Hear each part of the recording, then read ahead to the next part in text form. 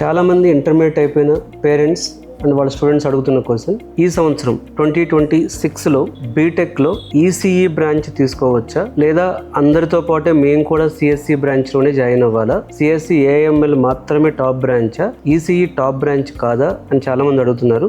Electronics and communication ఇంజనీరింగ్కి మళ్ళీ చాలా super future ఉండే అవకాశం ఉంది. ప్రపంచం మారిపోయింది. ఒకప్పుడు దేశాల ఆర్థిక వ్యవస్థను నడిపింది ఆయిల్ ఇండస్ట్రీ. ఈ రోజు ప్రపంచాన్ని నడిపిస్తుంది సెమీ కండక్టర్ చిప్స్. ఒక చిన్న చిప్ లేకపోతే కార్ స్టార్ట్ అవ్వదు, మొబైల్ పనిచేయదు, ల్యాప్టాప్ ఆగిపోతుంది, ఏఐ పనిచేయదు, శాటిలైట్ పనిచేయదు, బ్యాంకింగ్ వ్యవస్థ నిలిచిపోతుంది, ఈవెన్ ఆసుపత్రులు ఉపయోగించే మెడికల్ పరికరాలు కూడా ఆగిపోతాయి. అంటే భవిష్యత్తులో ప్రపంచానికి ఆయిల్ ఎంత ముఖ్యమో రాబోయే దశాబ్దాల్లో ఎలక్ట్రానిక్స్ అంతకంటే ఎక్కువ ముఖ్యమవుతుంది. ఆర్టిఫిషియల్ ఇంటెలిజెన్స్ వచ్చిన తర్వాత సిఎస్సి విలువతో పాటు ఈసీఈ బ్రాంచ్ విలువ కూడా పెరిగింది. ఏఐ వలన ఈసీఈ ఎందుకు పెరుగుతుంది అని చాలా మంది అనుకుంటున్నారు. ఏఐ అంటే సాఫ్ట్వేరే, కానీ నిజానికి ఏఐ పనిచేయాలంటే అవసరమయ్యేది GPU, CPU, memory chips, sensors, cameras, power electronics, printed circuit boards, embedded systems, high speed communication. ఇవన్నీ ఈసీఈ ప్రపంచంతో రిలేట్ అయి ఉన్నాయి. సాఫ్ట్వేర్ లేకపోతే ఏఐ ఉండదు, అలాగే హార్డ్వేర్ లేకపోతే ఏఐ అసలే ఉండదు. భారతదేశానికి ఇది గోల్డెన్ ఆపర్చునిటీ. ఇప్పటి వరకు ప్రపంచంలో సెమీ కండక్టర్ తయారీలో ప్రధానంగా అమెరికా, తైవాన్, దక్షిణ కొరియా, జపాన్ వంటి దేశాలు ముందుండేవి. ఇప్పుడు భారతదేశం కూడా సెమీ కండక్టర్ రంగంలో పెద్ద పెద్ద పెట్టుబడులు పెడుతుంది. ఇందుకు కారణాలు ప్రపంచ కంపెనీలు కొత్త తయారీ కేంద్రాలు ఈ సెమీ కండక్టర్ ఇండస్ట్రీలో కొత్త మ్యానుఫ్యాక్చరింగ్ కేంద్రాల కోసం వెతుకుతున్నాయి. సప్లై చైన్ను ఒక దేశంపై ఆధారపడకుండా విస్తరించాలనుకుంటున్నాయి. భారతదేశంలో అతిపెద్ద యువశక్తి ఉంది. ఎలక్ట్రానిక్స్ మ్యానుఫ్యాక్చరింగ్ వేగంగా పెరుగుతుంది. ఎలక్ట్రిక్ వెహికల్స్ మార్కెట్ ఇక్కడ విస్తరిస్తుంది. డిఫెన్స్ ఎలక్ట్రానిక్స్ అవసరాలు పెరుగుతున్నాయి. స్పేస్ టెక్నాలజీలో కూడా భారతదేశం వేగంగా ముందుకెళ్తుంది. అంటే ఈ ఎలక్ట్రానిక్స్ లో బూమ్ అనేది, సెమీ కండక్టర్ ఇండస్ట్రీలో రెవల్యూషన్ అనేది ఏదో 1-2 సంవత్సరాలకు సంబంధించింది కాదు. కనీసం వచ్చే 20 నుంచి 25 సంవత్సరాల పాటు ఈ రంగంలో అవకాశాలు చాలా ఎక్కువ ఉంటాయి. 2030 నుంచి 2045 మధ్యలో ఈసీఈలో అవకాశాలు చాలా ఎక్కువ ఉంటాయి. సో ఈసీఈ 2001 నుంచి 2010 వరకు మార్కెట్ బాగుండేది. సో తర్వాత కొంత స్లో అయింది. బట్ 2030 నుంచి 2045 మధ్యలో ఒక యావరేజ్ స్టూడెంట్ కూడా ఒక డీసెంట్ ప్యాకేజ్ తెచ్చుకొని హ్యాపీగా సెటిల్ అయ్యి ఈ లే ఆఫ్లు గొడవలోకి వెళ్లకుండా ఉండాలి అంటే ఈసీఈ బ్రాంచ్ కూడా one of the key branch. So అందరూ సిఎస్సికి వద్దు. సిఎస్సిలో కొంతమంది బెటర్, సిఎస్సి ఏఎంఎల్లో కొంతమంది బెటర్, ఈసీఈలో కొంతమంది బెటర్.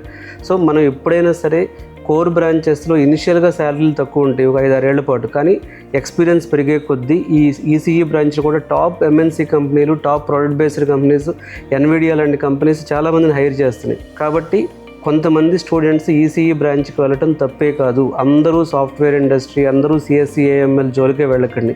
ఎక్కడ చూసిన అడ్మిషన్ చూస్తే సిఎస్సి ఏఎంఎల్లో ఎక్కువ మంది తీసుకుంటున్నారు. అంటే సిఎస్సి ఏఎంఎల్ బ్రాంచ్ తీసుకున్న ప్రతి ఒక్కరికి జాబ్ రాదు, ఈసీఈ తీసుకున్న ప్రతి ఒక్కరికి జాబ్ రాకుండా పోదు. మహా అయితే సిఎస్సి ఏఎంఎల్లో జాబ్ వచ్చిన వాడికి కూడా స్టార్టింగ్ ప్యాకేజ్ ఎక్కువ ఉండొచ్చు, కానీ ఈసీఈలో స్టార్టింగ్ ప్యాకేజ్ తక్కువ ఉన్నా కొన్ని సంవత్సరాల తర్వాత చూసుకుంటే జాబ్ సెక్యూరిటీ ఈసీఈలోనే ఎక్కువ ఉంటుంది. చూడండి, భవిష్యత్తుని మార్చే ఒక 10 రంగాల గురించి మనం డిస్కస్ చేద్దాం. Artificial intelligence hardware. AI software అందరికీ కనిపిస్తుంది, కానీ ఏఐ హార్డ్వేర్ అనేది తయారు చేసే ఇంజనీర్స్ చాలా తక్కువ. ఇక్కడే భారీ అవకాశాలు ఉన్నాయి. సో ఏఐ హార్డ్వేర్లో ఈసీఈ వాళ్ళని హైర్ చేస్తారు. 2 semi conductor industry, chips design చేయటం, చిప్స్ టెస్ట్ చేయటం, ప్రపంచంలో అత్యధిక జీతాలు ఇచ్చే రంగంలో ఇది కూడా ఒకటి. 3 ఎలక్ట్రికల్ వెహికల్స్. భవిష్యత్తులో కార్లు కేవలం మెకానికల్ మెషిన్స్ కాదు, అవి పూర్తిగా computers on wheels, battery management systems, motor controllers, sensors, communication modules, ఇవన్నీ ఈసీ ఇంజనీర్స్ చేసే పనులే. అలాగే robotics, industrial robots, medical robots, warehouse robots, humanoid robots. ప్రపంచం మొత్తం ఆటోమేషన్ వైపు వెళ్తుంది.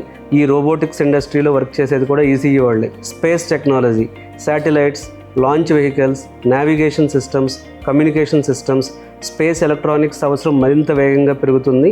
సో స్పేస్ ఎలక్ట్రానిక్స్లో కూడా ఈసీఈ వాళ్ళకి జాబ్స్ ఉంటాయి.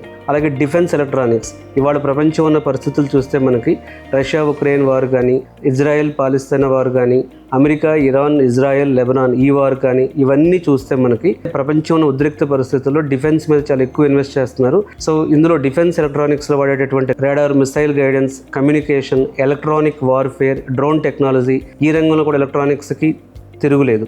మెడికల్ ఎలక్ట్రానిక్స్ అంటే ఇప్పుడు మెడికల్ ఎలక్ట్రానిక్స్ చూస్తే MRI, CT scan, patient monitoring system, wearable health devices, భవిష్యత్తులో హెల్త్ కేర్ రంగం పూర్తిగా ఎలక్ట్రానిక్స్ మీద ఆధారపడి పనిచేయబోతుంది. సో ఈసీఈ వాళ్ళకి ఇక్కడ కూడా జాబ్స్ వస్తాయి. ఇంటర్నెట్ ఆఫ్ థింగ్స్, ఐఓటీ, ఇంట్లో ఫ్యాన్ నుండి ఫ్యాక్టరీ వరకు అన్ని ఇంటర్నెట్తో కనెక్ట్ అవుతాయి. ఇది కూడా ఈసీఈ ఇంజనీర్కి సంబంధించింది. ఐఓటీ జాబ్స్ కూడా ఈసీఈ వాళ్ళకి ఎక్కువ జాబ్స్ ఉంటాయి. అలాగే రెన్యూవబుల్ ఎనర్జీ, ఇప్పుడు ప్రపంచం అంతా మాట్లాడుతుందంతా గ్రీన్ ఎనర్జీ, రెన్యూవబుల్ ఎనర్జీ, వీటి గురించి మాట్లాడుతుంది. Solar, wind energy, smart grid, power electronics, battery storage, ఈ రంగంలో కూడా ఎలక్ట్రానిక్స్ ఇంజనీర్స్ కావాలి.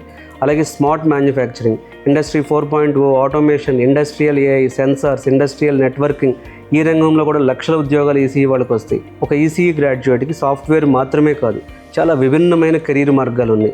ఈసీఈ చదివిన స్టూడెంట్స్ విఎల్ఎస్ఐ ఇంజనీర్గా వెళ్ళొచ్చు, చిప్ డిజైన్ ఇంజనీర్గా వెళ్ళొచ్చు, వెరిఫికేషన్ ఇంజనీర్గా వెళ్ళొచ్చు, ఎంబెడెడ్ సిస్టమ్స్ ఇంజనీర్గా వెళ్ళొచ్చు, ఫర్మ్వేర్ ఇంజనీర్గా వెళ్ళొచ్చు, రోబోటిక్స్ ఇంజనీర్గా వెళ్ళొచ్చు, FPGA ఇంజనీర్గా వెళ్ళొచ్చు, PCB డిజైన్ ఇంజనీర్గా వెళ్ళొచ్చు, ఎనలాగ్ డిజైన్ ఇంజనీర్గా వెళ్ళొచ్చు, డిజిటల్ డిజైన్ ఇంజనీర్గా వెళ్ళొచ్చు, RF ఇంజనీర్గా వెళ్ళొచ్చు, వైర్లెస్ కమ్యూనికేషన్ ఇంజనీర్గా వెళ్ళొచ్చు, శాటిలైట్ ఇంజనీర్గా వెళ్ళొచ్చు, ఆటోమేటివ్ ఎలక్ట్రానిక్స్ ఇంజనీర్గా వెళ్ళొచ్చు, బ్యాటరీ మేనేజ్మెంట్ ఇంజనీర్గా వెళ్ళొచ్చు, IoT engineer, AI hardware engineer, power electronics engineer, medical electronics engineer, aerospace electronics engineer, defence electronics engineer, telecom engineer, semiconductor manufacturing engineer, system architect, technical product engineer, hardware security engineer, ఇన్ని రకాల అవకాశాలు ECE వాళ్ళకు ఉన్నాయి. ప్రపంచంలో అత్యంత గ్రోత్ని నమోదు చేస్తున్న కంపెనీలు చూసుకోండి మీరు. ఈరోజు ప్రపంచాన్ని మార్చుతున్న కంపెనీలు ఏంటి?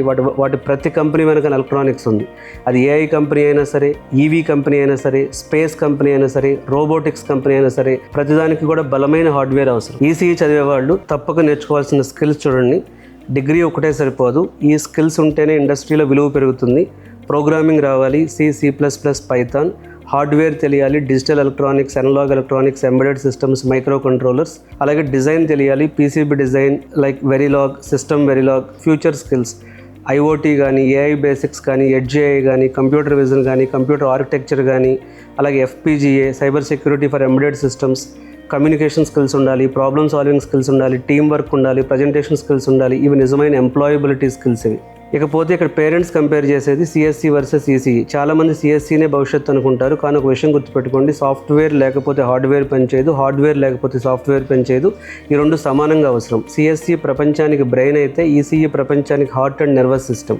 విద్యార్థులకి నేను చెప్పాలనుకుంటుంది, ఎస్పెషల్ ఇంటర్మీడియట్ అయిపోయిన వాళ్ళకి, బ్రాంచ్ కంటే మీ లెర్నింగ్ యాటిట్యూడ్ ఇంపార్టెంట్, కాలేజ్ కంటే మీ స్కిల్స్ ఇంపార్టెంట్, CGPA కంటే మీ ప్రాజెక్ట్స్ ముఖ్యం, సర్టిఫికేట్ కంటే ప్రాక్టికల్ నాలెడ్జ్ ముఖ్యం, IIT కంటే కూడా మీరు ఏదైనా సాధించాలి, ఒక కొత్త కంపెనీ పెట్టాలి, దానిలో లైఫ్లో ఒక గోల్ పెట్టుకోవాలనే కసి ఇంపార్టెంట్. భవిష్యత్తులో ఉద్యోగాలు కేవలం డిగ్రీ ఉన్న వాళ్ళకే రావు, స్కిల్స్ ఉన్న వాళ్ళకి వస్తాయి. ఒక బ్రాంచ్ అంటూ గొప్ప బ్రాంచ్ ఏది ఉండదు. అందరూ గొరిల్లాగా తీసుకెళ్ళి CSE AMLలో వేయకండి. సో అన్ని బ్రాంచెస్ని సమానంగా చూడండి. కొంతమందికి ఇనిషియల్గా గ్రోత్ ఉంటుంది, కొంతమంది తర్వాత గ్రోత్ ఉంటుంది. ఒక బ్రాంచ్ని అర్థం చేసుకుని, మీ పిల్లోడి యొక్క స్ట్రెంగ్త్ అర్థం చేసుకుని ఈసీఈ అయినా సరే జాయిన్ చేయండి. అలానే ఈసీఈ కూడా కొన్ని ప్రాబ్లమ్స్ ఉన్నాయి. కొన్ని కాలేజెస్లో ల్యాబ్ ఫెసిలిటీస్ లేవు, కొన్ని కాలేజెస్లో మంచి ఫ్యాకల్టీ లేరు, కొన్ని ప్రాబ్లమ్స్ ఉన్నాయి తప్పకుండా. బట్ వాటిని అంటే అర్థం చేసుకుని ఆ కాలేజ్ గురించి స్టడీ చేసి మీరు జాయిన్ చేయండి. ఇంకొక ముఖ్యమైన విషయం, ఎలక్ట్రానిక్స్ చదివిన ప్రతి విద్యార్థి ఒక విషయం గుర్తుపెట్టుకోవాలి, మీరు కేవలం ఇంజనీర్ మాత్రమే కాదు, ఏఐ ప్రపంచాన్ని కానీ, ఎలక్ట్రికల్ వెహికల్స్లో కానీ, శాటిలైట్స్ కానీ, రోబోట్స్ కానీ, మెడికల్ డివైజెస్ కానీ, డిఫెన్స్లో కానీ, ఇలాంటి వాటి అన్నిటిలోనూ మీరు ఉపయోగపడతారు. ఈసీఈ అనేది ఒక బ్రాంచ్ మాత్రమే కాదు, ఫ్యూచర్లో ఖచ్చితంగా ఇండియాలో ఈసీఈ, ట్రిపుల్ వీళ్ళ షార్టేజ్ రాబోతుంది. స్టార్టింగ్ ప్యాకేజీలు CSEతో కంపేర్ చేసుకోవద్దు, ఫ్యూచర్ చూసుకోండి.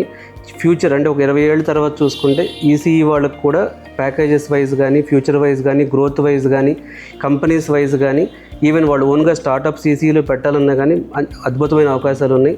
రోబోటిక్స్, ఏఐ, శాటిలైట్స్, డిఫెన్స్, వీటన్నిటితో పాటు మీరు కూడా గ్రో అవుతారు. సో దయచేసి పేరెంట్స్, ఇప్పుడు ఆంధ్రప్రదేశ్లో కూడా వెబ్సైట్ రిజల్ట్స్ వచ్చినాయి, తెలంగాణలో వెబ్సైట్ రిజల్ట్స్ వచ్చినాయి. ఒక విషయం గుర్తుపెట్టుకోండి, బ్లైండ్గా సిఎస్సి కూడా కాదు, మళ్ళీ CSE AML కావాలి. ఇలాంటి అంటే వాస్తవానికి ఒకటే బ్రాంచ్లో అందరి పిల్లల్ని తీసుకెళ్ళి వాళ్ళందరికీ CSE AML చదివిన వాళ్ళందరూ జాబ్లు వస్తున్నాయి చూడండి ఒకసారి. అంటే ఒక బ్రాంచ్ని బట్టో కాలేజీని బట్టో ఉండదు, ఆ పిల్లోని బట్టి ఉంటుంది, వాడు నేర్చుకున్న స్కిల్స్ని బట్టి ఉంటుంది, వాడుకున్న ఫ్యూచర్ ఆలోచన బట్టి ఉంటుంది, చాలా పారామీటర్స్ ఉంటాయి. అంటే మనం బేసిక్గా చూడాల్సింది ఏంటి అంటే అందరినీ ఒకటే బ్రాంచ్లో పెట్టి ఇప్పుడు ఒక యావరేజ్ స్టూడెంట్ ఉంటాడు, వీడిని మీరు తీసుకెళ్ళి సిఎస్సి ఏఎంఎల్లో జాయిన్ చేస్తారు. సిఎస్సి ఏఎంఎల్లో అందరూ టాపర్స్ వస్తారు. వీడు వాళ్ళతో కంప్యూట్ అయ్యి గెలవగలడా? వాళ్ళతో కంప్యూట్ అక్కడ ప్లేస్మెంట్ వస్తుందా?